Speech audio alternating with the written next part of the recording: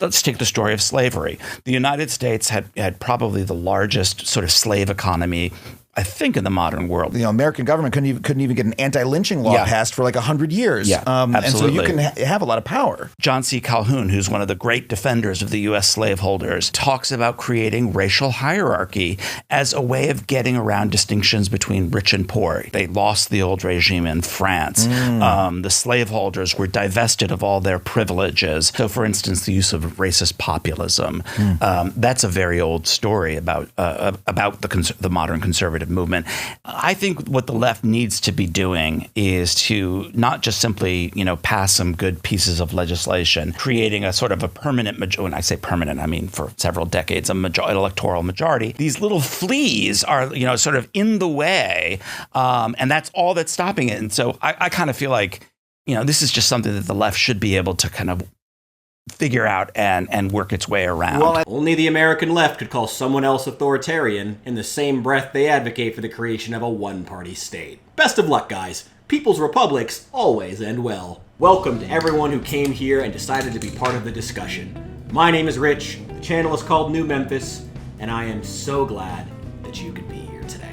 Let me put the thesis up front here, because I know there's always a drop-off in viewership. The reason that the American left has so much trouble wrapping its mind around why anyone would support a party other than themselves is because the American left does not see itself as a specific movement made up of specific people with its own specific ideology. The left, and those under the Big Tent who are unfortunately encouraged to engage in this type of behavior, sees itself as simply the end point of progress, just the natural reaction of what happens when you put power into the hands of the common man. They are the natural inheritors of civil rights, after all. And therefore, criticism of the left is a criticism of civil rights and a criticism of progress. But of course, all of that is just a smokescreen so they can shut down any discussion on their specific ideologies and the specific people running them. They deem criticism of the left to be criticism of, once again, progress and civil rights. And how could you be against that? Do you support slavery? I mean, the story of abolition is, I think about it all the time. I get accused of being a smug asshole all the time, so may as well go after a smug asshole on the left.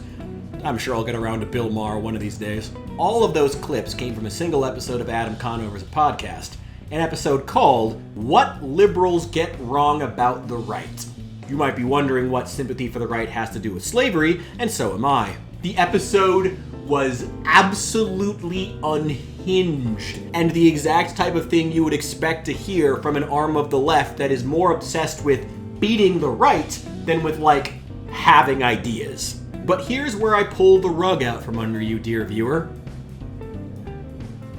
I like Adam Conover. Smug assholes have to stick together, I guess. I thought Adam Ruins Everything was a pretty good show, if flawed. And yes, the stuff he said about trans athletes on the Joe Rogan podcast was cringe and stupid. But in the wake of the presidential debate, he actually had one of the most sober takes that I saw among Democrats. When your own side is debating whether or not you should drop out, you've already fucking lost. I mean, read the writing on the wall, Joe. But here is the problem, and where we return to that ideology issue from earlier. If you want to understand the right today and, understand why it's gaining traction rapidly with young voters despite Trump being Trump, your starting point is not slavery. It's not the French Revolution. Look to the Democrats, the specific people, and their specific ideology that is rapidly alienating the public at large. The Democrats' ideology of party before country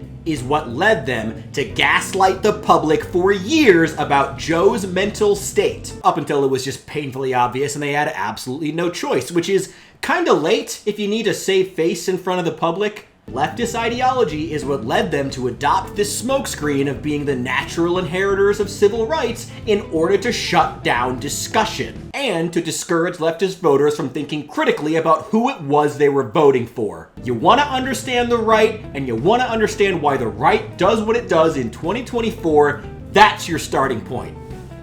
I mean, seriously, half the shit that Boebert and Green do is just a reaction to Biden anyway. Genuinely, Adam, I do hope that this helps you to understand. Please give it a shot. I may have described the episode of the podcast as being unhinged, and I stand by that, but it is important that we be able to disagree and still be able to, like, realize that we're all Americans on the same team. And I appreciate you putting in the effort to actually, you know, try to understand the right, even if I don't think it was all the way there. So that's all I have for you today. And, well, I'll see you guys in the next one.